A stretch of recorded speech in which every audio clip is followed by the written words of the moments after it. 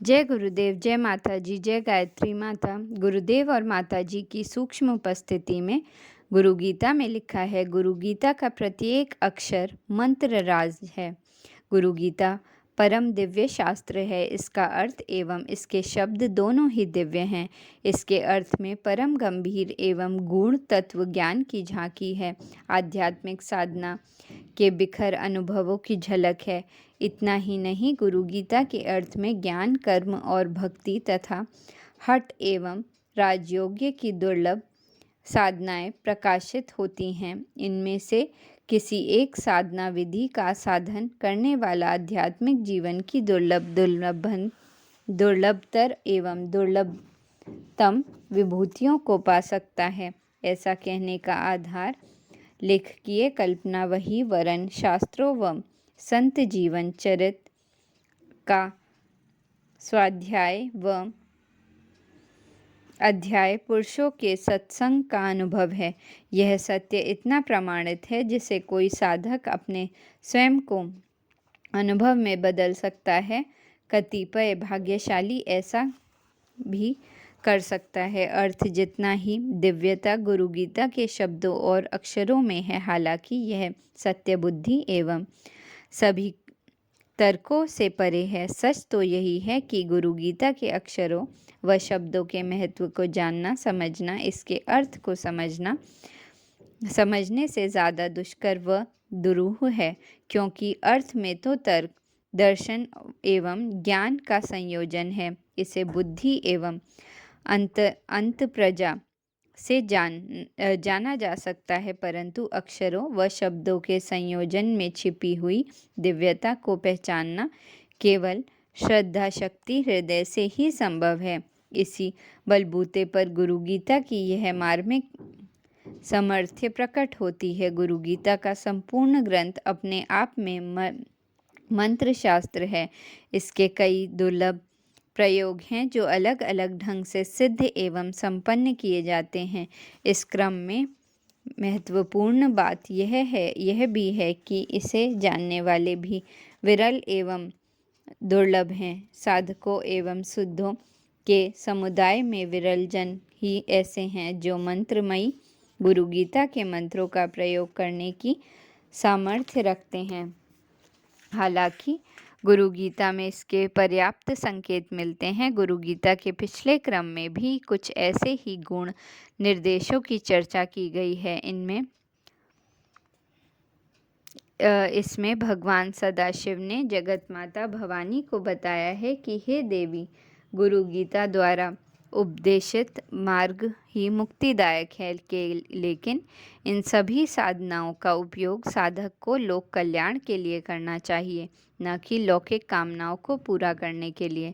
जो ज्ञानहीन लोग इन महत्वपूर्ण, दुर्लभ एवं गोपनीय साधनाओं का उपयोग सांसारिक कर्मों के लिए करते हैं, उन्हें बार बार भवसागर में गिरना पड़ता है। परंतु जो ज्ञानी अपनी निष्कामता के साथ इन साधनाओं का उपयोग करते हैं, वे सभी कर्म बंधनों से मुक्त हो रहते हैं। गुरु गीता का भक्ति पूर्वक पठन, श्रवण एवं इसका लेखन तथा दूसरों को इसे देने की सर्व सुफल प्राप्त होते हैं। प्रभु कहते हैं, हे देवी, गुरु गीता रूपी इस शुद्ध तत्व को मैंने आपके सामने कहा है। इसका विधि पूर्वक जप सभी सांसारिक कठिनाइयों का विनाश करने वाला है। गुरु गीता का प्रत्येक अक्षर मंत्र राज है। अन्य सभी मंत्र मिलकर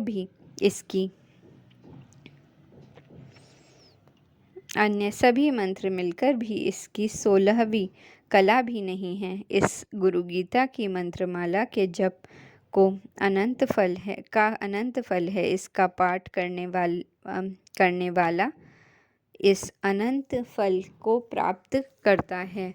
ऐसा करने से उसकी सभी पापों का एवं सभी तरह की दरिद्रता का विनाश होता है। भगवान शिव के इस कथन में गुरु गीता के मांत्रिक महत्व का संकेत है। इसमें इसके पाठ के महत्व का वर्णन है। जिस तरह से श्रीमद् भगवद गीता स्वयं योगेश्वर कृष्ण के मुखारविंद से उपदेशित होने के कारण सर्वशास्त्रमयी हैं, उसी तरह गुरु गीता सभी योगियों के परम आराध्य योगेश्वर भगवान शिव के श्री मुख से उच्चारित एवं उपदेशित है। एक अर्थ में इसका महत्व श्रीमद् भगवद गीता से भी बढ़कर है और वह इस तरह की श्रीमद् भगवद गीता के स्रोत के रूप में अर्जुन है, जो कि मोहग्रस्त और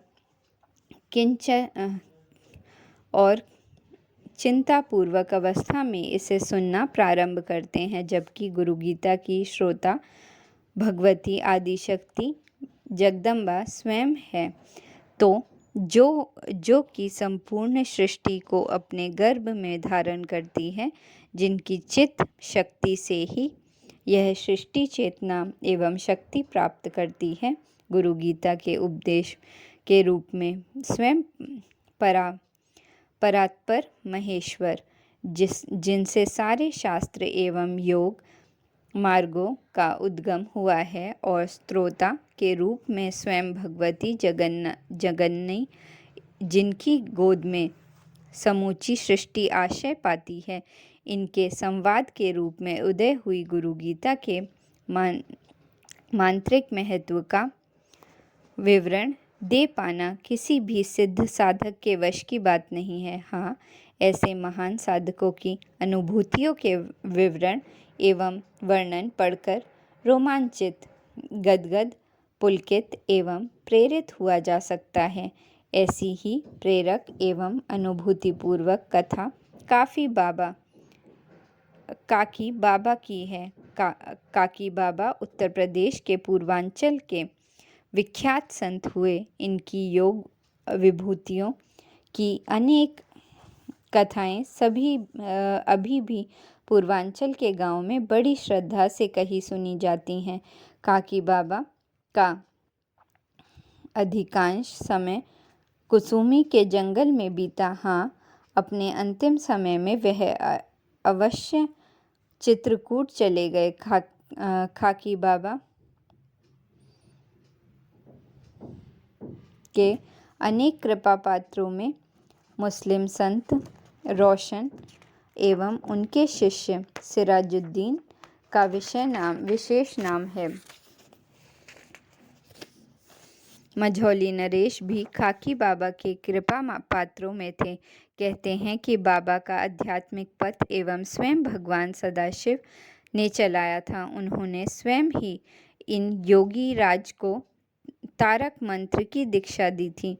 कहते हैं कि बाबा की गहन आध्यात्मिक अभिरुचि थी। बचपन से ही उनका मन संसार में नहीं लगता था, पर कहाँ जाएं, क्या करें, कोई मार्ग भी तो नहीं था। हारकर उन्होंने श्री दुर्गा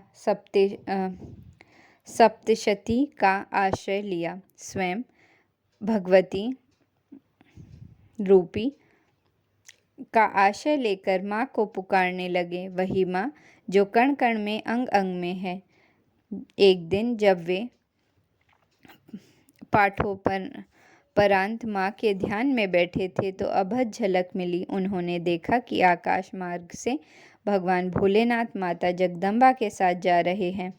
माँ ने प्रभु से कहा, हे दयानिधान, इस बालक का भी कल्याण करें। भगवान शिव ने माँ की इन बातों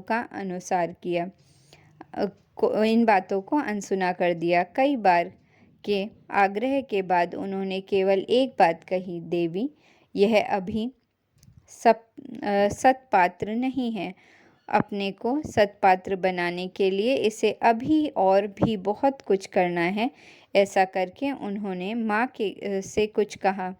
जो कहा गया वह तो खाकी बाबा नहीं सुन समझ पाए, परंतु उन्हें इतना अवश्य समझ में आया कि माँ उनसे कह रही है कि पुत्र, तुम सद्गुरु प्राप्ति के लिए गुरु गीता का आश्रय लो, तुम्हारा सर्व विधि कल्याण होगा। बस खाकी बाबा ने उस दिन से गुरु गीता का प्रातः, मध्य, सायं एवं तुरीय संध्या में पाठ आरंभ कर दिया। ऐसा करते हुए उन्हें बरसों बीत गए।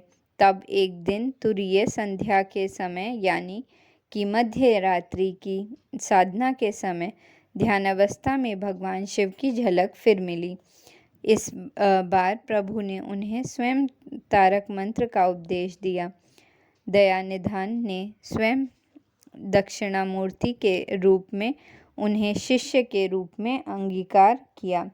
अंतश्चेतना में तारक मंत्र के प्रविष्ट होने के साथ अपनी कुंडलिनी को उत्थापन हो गया और अनेकों योग विभूतियाँ स्वयं ही प्रकट हो गईं। जय गुरुदेव। जय माता जी।